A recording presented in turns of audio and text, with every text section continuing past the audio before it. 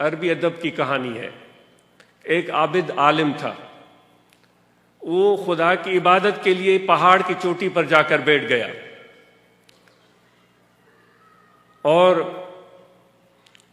وہاں عبادت کرتے ہوئے اس پر یہ معجزہ ظاہر ہوا کہ وہ جیسے ہی سجدے سے سر اٹھاتا تھا، یہ عربی ادب کی کہانی ہے، سر اٹھاتا تھا تو اس کو سامنے خوانچہ نظر آ جاتا تھا، کھانے کا ایک دسترخوان جس پر کھانا موجود ہوتا تھا۔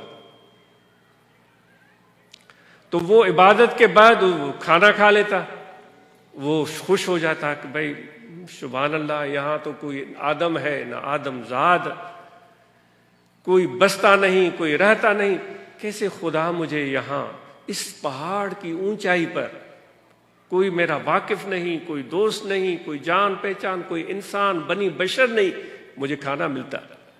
تو یہ اس کا معمول چلتا رہا۔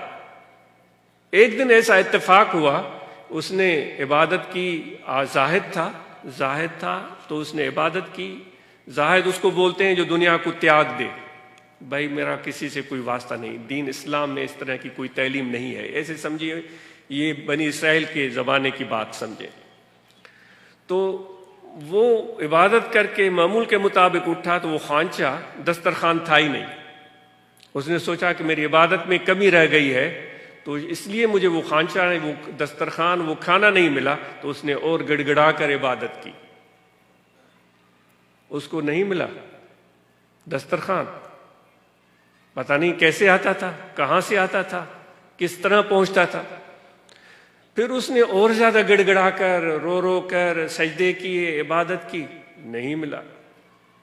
ایک کھانے کا ٹائم گزر گیا، دوسرے کھانے کا ٹائم آ گیا، 24 گھنٹے ہو گئے، اب اس کے پیٹ میں مروڑیں اٹھنے لگی، بھوک نے اس کو ستایا۔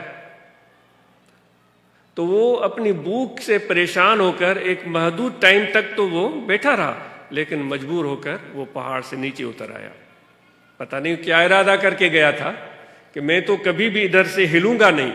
وہ نیچے اتر گیا اور جا کر ادھر ادھر جھانکنے تاکنے لگا، تو دور سے اسے گاؤں نظر آیا، اور گاؤں میں گھس گیا اور دروازے کھٹکھٹانے لگا۔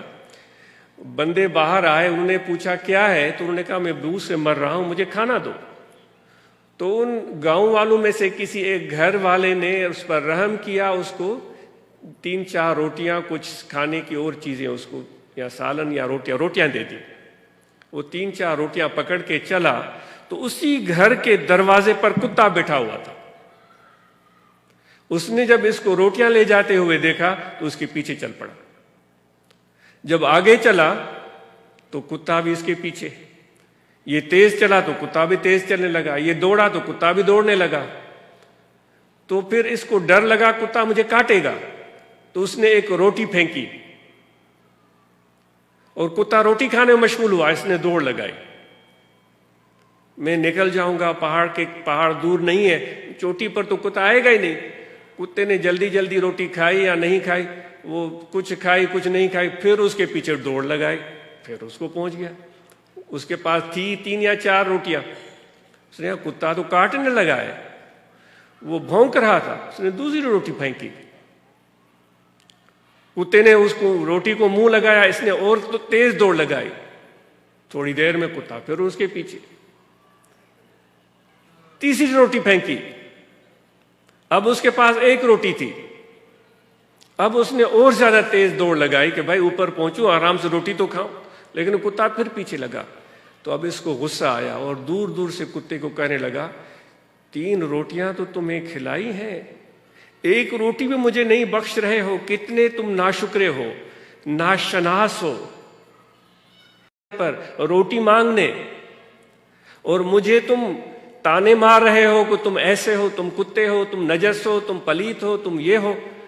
بھائی میں جیسا بھی ہوں، مجھے اتنے سال ہوئے ہیں، میرا مالک 1 دن روٹی دیتا ہے، 3 دن روٹی نہیں دیتا، بھول جاتا ہے اپنے کام میں 3 دن کاٹ لیتا ہوں، لیکن کسی اور غیر کے در کی طرف میں آنکھ اٹھا کر بھی نہیں دیکھتا،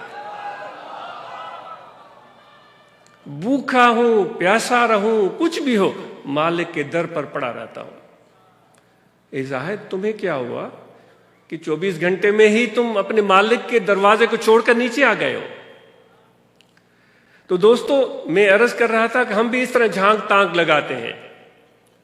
تو یک راگیر محکم گیر، ایک کو تھامو، مضبوطی سے تھامو۔